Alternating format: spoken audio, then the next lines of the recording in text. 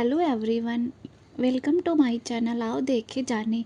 अगर आपको हमारा वीडियो पसंद आए तो लाइक शेयर सब्सक्राइब ज़रूर करें।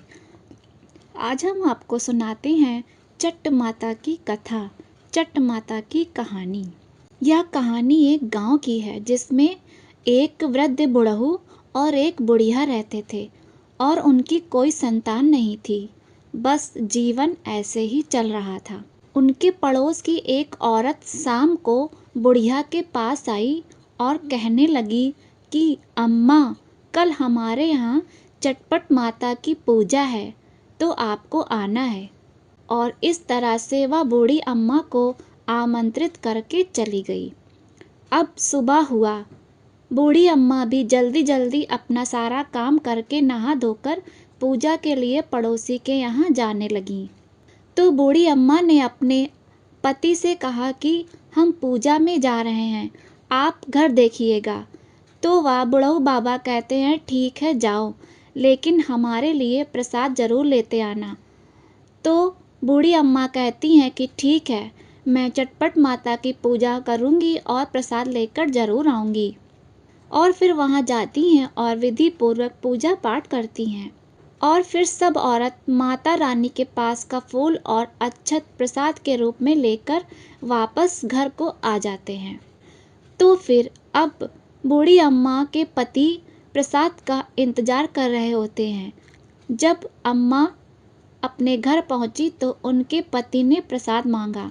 बूढ़ी अम्मा ने उनको प्रसाद के रूप में वही फूल और अक्षत दिया।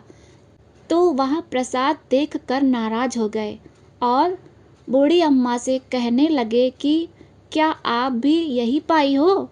तो बूढ़ी अम्मा कहने लगी नहीं, हम तो उनके यहाँ पेड़ा खाए हैं।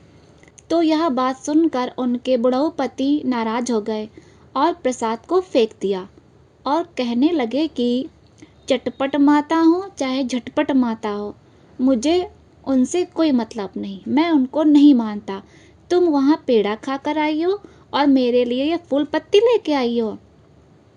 उन्होंने वह प्रसाद उठा के फेंक दिया और बोले कि अगर वो सच में हैं, असली में है तो मुझे एक पुत्र दे दे, नहीं तो वो कुछ भी नहीं है। इतना कह के बुढ़ऊ बाबा वहाँ से चले गए। अब दिन भर बीत गया। अम्मा का धीरे धीरे पेट फूलने लगा। लोग उनसे सवाल जवाब करने लगे कि अम्मा आपका पेट कैसे फूल रहा है, आखिर आपके पेट में क्या हुआ है। तो फिर बूढ़ी अम्मा भी समझ नहीं पाई, लेकिन उनको उनके पति की बात याद थी। उनको ऐसा लगा कि जैसे माँ ने कुछ चमत्कार किया हो। तो वह एकदम से बोल पड़ी, भैया बच्चा होने वाला है। अब इसी तरह से 6 महीना, 8 महीना, 9 महीना बीत गया और बूढ़ी अम्मा ने एक पुत्र को जन्म दिया। खूब धूमधाम से उसका जन्म उत्सव मनाया गया। सब कुछ निपट जाने के बाद बूढ़ी अम्मा ने अपने पति को याद दिलाया कि आपने चटपट माता का अपमान किया था और कहा था कि वह शक्तिशाली नहीं है। तो उनके पति को सब याद आ गया। वो बोले कि हाँ, कहा तो था, मुझसे बहुत बड़ी गलती हो गई। माँ ने तो मेरी पुकार तुरंत ही सुन ली। फिर अब क्या था, बूढ़ी अम्मा से उन्होंने कहा कि जाओ और 14 सुहागिनों को बुला कर लाओ, हमें चटपट माता की पूजा करनी है और चटपट माता का प्रसाद सबको खिलाना है। फिर क्या था, बूढ़ी अम्मा सभी औरतों को बटोर के लाईं और उन्होंने माँ की महिमा का बखान किया और बड़े धूमधाम से अपनी पूजा पाठ की और सबको प्रसाद खिलाया।